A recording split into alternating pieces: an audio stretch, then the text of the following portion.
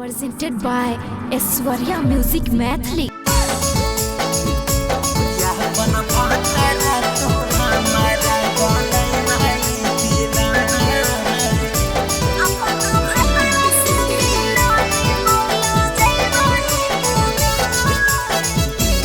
एगे कहरै छही प्यार के पगली सातो जन्म तकनी भइबै कि ना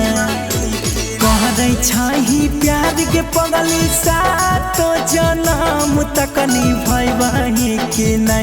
यापन सैया तू हमारा बनैबै कि ना यापन भातारा तू हमारा बनैबै कि ना जाय छियौ ससुरा लाइबौ मिठाइया खैबही कि न जाहियौ ससुरा लाइबौ मिठाइया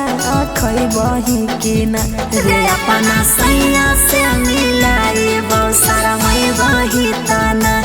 अपना भातारा से मिलाइबौ लाजैबही तना।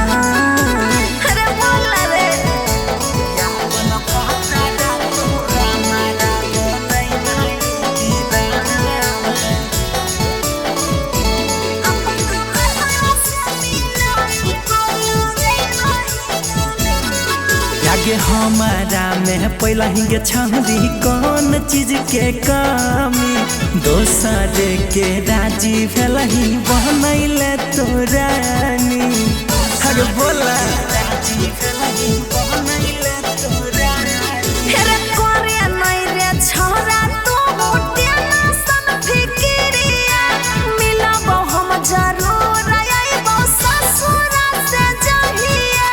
ससुरा से जहिया सुखतै जहाँ बगलवा हमारा लोटावा में पानिया पिलैबही कि नहीं सुखतै जहाँ बगलवा हमारा लोटावा में पानिया पिलैबही कि नहीं यापन सैया तू हमारा बनैबही कि नहीं अपना भातारा से मिलाइबौ लाजैबही तना।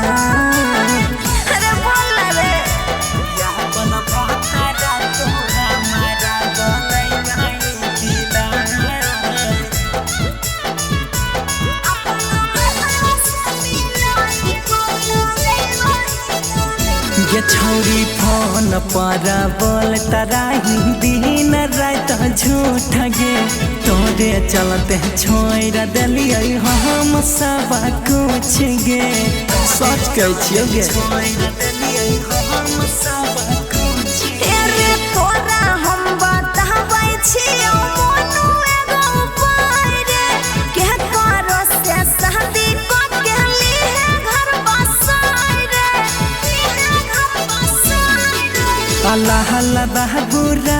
जाके भूल के छौरी पचतैबही कि नहीं मोहन माई काल के भूल के छौरी पचतैबही कि नहीं यापन सैया तू हमारा बनैबही कि नहीं